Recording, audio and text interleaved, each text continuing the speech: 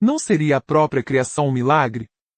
Entendemos que Deus criou o universo e tudo mais, e também entendemos que não existe o sobrenatural, mas sim o natural que ainda não conhecemos ou não conseguimos ainda entender em toda a sua dimensão, por isso o chamamos impropriamente de sobrenatural. Dessa forma, entendemos que milagres não existem. Mas a própria criação não seria um milagre? Se a criação não é um evento sobrenatural, o que ela é então? A criação não é sobrenatural, e certamente não é um milagre. Talvez um milagre de hipérbole, um milagre exagerado, não podendo ser tomado no sentido literal da palavra milagre. Nesse sentido, como poderia a própria definição da natureza ser objeto de uma criação sobrenatural? Não sabemos tudo o que é natural, mas no que diz respeito à criação, parece que ela seguiu um padrão, estritamente dentro de leis naturais identificáveis ou mensuráveis. Isso é puro acha a ordem e precisão perfeita. O milagre, que está fora da hipérbole, nada mais é do que uma quebra proposital de uma lei natural por um Deus, com o único propósito de defender um ponto de vista, como, por exemplo, andar sobre as águas, para se provar que é Deus. Isso é impossível para Ahura Mazda, ou pelo menos, Ahura Mazda não precisa fazer isso. Aqui poderíamos perguntar, então Deus não criou essas leis naturais? Sim, mas ele as criou de si mesmo. Sua própria natureza é a fonte dessas leis naturais. Deus não desceu, e de fato não pode descer, numa nuvem, e falar com um homem.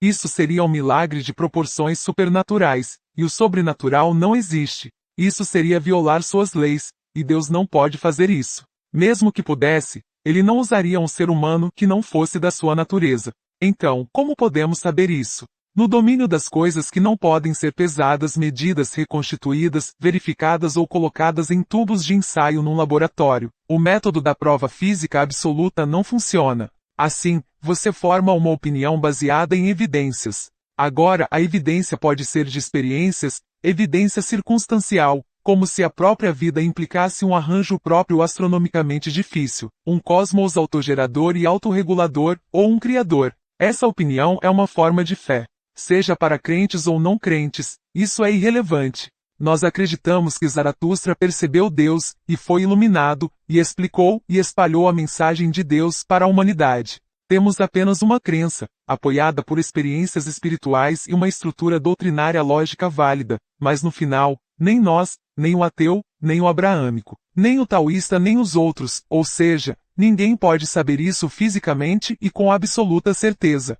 Através das nossas experiências espirituais, alguns de nós pensamos que podemos alcançar outro conhecimento, chamado gnosis, que na nossa definição é a certeza através da experiência e da comunicação com o divino. Mas mesmo isso envolve, no mínimo, a vontade de contemplar a possibilidade de um Criador, e a vontade de se abrir para um verdadeiro intercâmbio espiritual com esse Criador. Mas a crença nem sequer é necessária, embora seja muito útil para o crescimento e a confiança, pois Ahura Mazda está interessado nas nossas escolhas e nas ações que elas, em última análise, representam e não nas nossas opiniões, que em qualquer caso nunca mudariam a realidade última. Então, Deus não pode enviar um anjo porque não existem anjos, não no sentido cristão.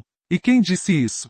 Zaratustra disse isso indiretamente nos Gatas, seus hinos sagrados, pois, ao não usar anjos, e nem mesmo mencioná-los, ele está dizendo que eles não existem. Não apenas isso, ele até os chama de falsas divindades quando declara que eles são produtos de uma mente maligna, ou errada. Enfim, as pessoas já estão cada vez mais desencantadas com o cristianismo no Ocidente, com seus anjos e tudo mais, e o zoroastrismo não traz mais do mesmo.